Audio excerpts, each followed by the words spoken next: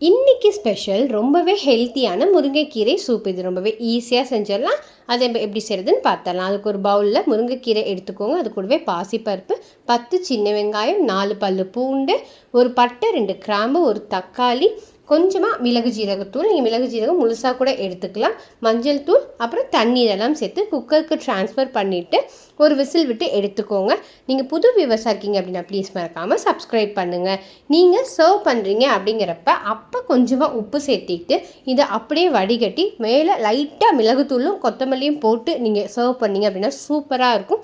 இன்னும் ஹெல்த்தியாக வேணும் அப்படிங்கிற பட்சத்தில் மிக்சர் ஜாரில் நம்ம வடிகட்டினது போக மீதி இருக்குது பார்த்தீங்களா, அதை ட்ரான்ஸ்ஃபர் பண்ணிவிட்டு கொஞ்சமாக தண்ணி போட்டு இந்த மாதிரி அரைச்சி எடுத்துக்கோங்க.